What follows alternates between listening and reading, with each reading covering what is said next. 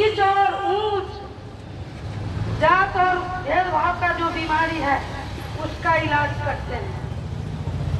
बाबा साहेब भीमराव अम्बेडकर जी ने कहा था, किसी ने कहा था आपको बहुत कुछ देंगे लेकिन शिक्षा नहीं देंगे, लेकिन बाबा साहब ने कहा था बहुत कुछ नहीं लेना लेकिन शिक्षा जरूर लेना।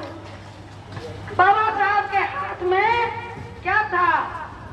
कलम था, जिन्होंने बदले के भावना से बहुत कुछ लिख सकते थे, अपने पुरखों का बदला सुधार सकते थे, लेकिन उन्होंने ऐसा नहीं किया, क्योंकि हमारे समाज में सभी को एक समान न्याय का दर्जा मिले और सारे लोग को मान सम्मान इज्जत के साथ जो आज हमारे संविधान है उसमें सारे लोग को पिरोए हुए हैं, जो एक प्लेटफॉर्म पर उनको आने का मौका मिल रहा है।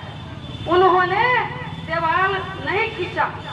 भाई में जब देवाल बीच आंगन में खींच दिया जाता है तो तलवार तना जाता है, लेकिन समाज को एकत्रित करने के लिए अपने अपमानित हुए, अवहेलित हुए सभी अपमानों को झेलते हुए, अपने जो पुरखों का अपमान था उसको झेलते हुए समाज को एक पटरी पर लाने का काम किया। जो बाबा साहेब भीमराव जी का जो संविधान है उसको सबको मानना पड़ता है। राजा पैदा होगा लेकिन रानी के गर्भ में पैदा नहीं होगा। राजा पैदा होगा लेकिन रानी के गर्भ से पैदा नहीं होगा। आज हमारे बाबा साहेब भीमराव अम्बेडकर जी का जयंती 14 अप्रैल को मनाई जाती है। पूरे देश में, हिंदुस्तान में एक फेस्टिवल के रूप में मनाई जाती है।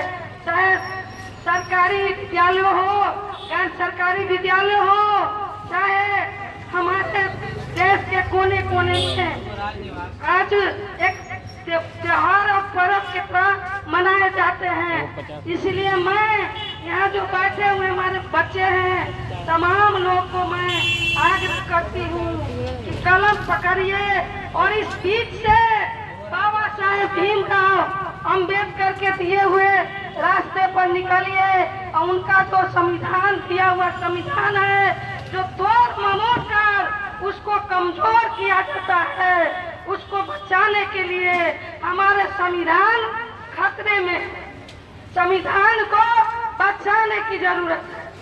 आज हमको कमजोर करने के लिए और बचाने के लिए ये व्यक्ति सबसे आतुर है। दिखाने के लिए हमारे संविधान को कमजोर किया जा रहा है। हम लोग बार बार अपने संविधान को बचाने के लिए आंदोलन भी किए हैं, लड़ाई भी लड़े हैं, तब जाके हमारा संविधान बचा है। आज यहाँ तक बोलने का मौका हमको यदि मिला है तो डॉक्टर बाबा साहेब भीमराव अम्बेडकर जी का देन है।